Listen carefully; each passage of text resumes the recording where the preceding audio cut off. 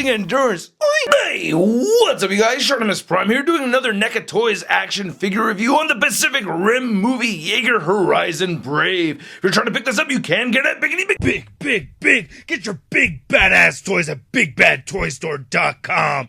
Click the link in the description below. Thanks so much to NECA Toys for making this review possible. If you want to see the latest coming from NECA Toys, check the link in the description below. It'll take you to their Facebook page. And this is a very cool looking Jaeger. We get a Mark 1 Jaeger over here. It says it's taking down 2 kaiju, and he's got spring-loaded projectiles. Nothing much going on the side right over there. And on the back, you can see the figure. You can see Romeo Blue. Then there's the Battle at the Docks Gypsy Danger. Ooh, that looks like it's going to be really cool. Then there's Horizon Brave again. All right, let's get to it and crack this thing open. And here's Horizon Brave out of the packaging. And I really like this figure a lot. Now, just based off of the design of this Jaeger, I thought it was going to be a very stiff figure. I don't know. It just always looked like it was just standing there from what I had seen of it. I got to read the prequel book, by the way. I've been meaning to read that. But anyway, going back to this guy, him being a Mark 1, I just thought he was a clumsy looking Jaeger, but this figure is very poseable. And then I looked some stuff up more on this Horizon Brave, and it's actually pretty interesting. So taking a close look at the top half of this figure, it just screams boring to me. You get beige, and then you get these very large shapes here. You know, you get these huge cylinders over here, very square head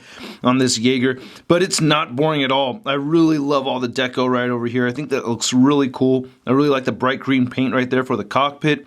I don't know why this has a 3-leaf clover. That's kind of weird to me. I thought this was an Irish Jaeger at first because of that, but it's actually a Chinese Jaeger. I really like the silver dry brushing right over here, and the little intricacies in this detail looks great.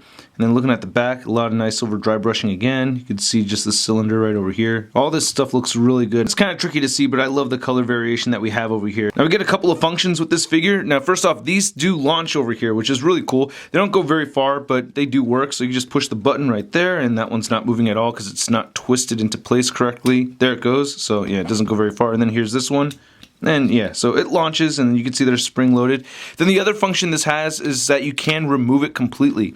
Like I said, I haven't read the prequel, so I don't know exactly why that's removable, but you can see that that is intentional because they did include a lot of detail right here in the sculpt, and then there's even paint detailing right here too. So yeah, that's supposed to be intentional. You can fit this in his hand though. It's a little tricky. There's this little notch that comes down right here, and it looks like it could fit into his hand pretty well, and I was able to get him to hold it. I actually find it easier getting him to hold it in the left hand right there, but yeah, there it goes. Actually think that looks pretty neat. And then plugging this right back on top over here is very easy, and it snaps right back in. There's a lot of nice deco right here on the lower torso. I think that looks awesome, especially that little detail with the yellow. They're able to keep all those little details up. You get a 3 right there. Again, the paint work over this beige color just looks really awesome. The figure really pops. I just think it's a beautiful piece. Of course, I'm loving those toes. Wow, Horizon Brave toes. And then on the bottom right here, you get a hole peg, some more detail. And then here's a last look at the back of the figure. Not looking too bad at all. So out of all the 7-inch Pacific Rim Jaegers that we're getting from NECA, I think this one has some of the best articulation that I've seen on these guys. Anyway, you can move his head up a reasonable amount, which is really cool. There it goes. It gets a little finicky because there's not a lot of space in there, but you can still get the movement down, so that's really neat. You can move the head down also. You get side-to-side movement in there, and you also get a neck pivot, so that's great. You get shoulder joints that move outward that much. You can rotate them forward. You get a bicep swivel. You get a, and that just fires. You get a single-jointed elbow that only moves in that much, but you can move it backwards very far. So what I've done on the left arm over here is I've just reversed it. I've spun it around 180, and I think that looks much better. I'm going to have mine displayed like that. It kind of sucks you don't see the sculpted work on the outside, but still looks really good to me. Anyway, you do get a little rotation right here under the elbow. You do get rotation at the wrist. It does hinge up and down. You get this ball joint that can allow the figure to swing back at the torso and crunch forward. You get side-to-side movement. If you want to pivot, you can do it. It's just a little tricky. You kind of have to move this sideways and then pinch that and then rotate this around and then turn it like that. You get these hip joints that move all the way outward. You can kick forward a lot, move back. You get this in and out pivot kind of movement over here. You get the single jointed knee that bends in very far. You get a little swivel right here at the knee as well.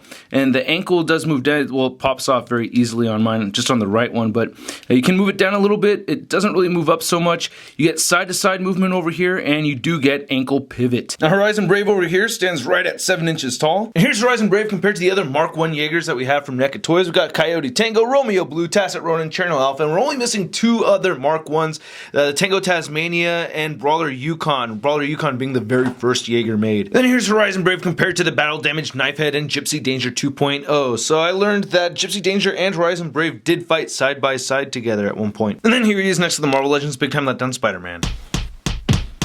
So again, I didn't expect myself to be so happy with this figure, but I really like it a lot. I really like that I can get him in this pose right here. I don't know, it's just a really fun figure to pose around. It has this function over here, this detachable piece. Just a great piece, and I hope you guys liked my video. If you did, please hit the like button or click any of these boxes over here for more Shart in your face. Go to my Facebook, Twitter, and Instagram, and don't forget to check out toynewseye.com for a photo gallery of images from this review. I will catch you guys later. Peace.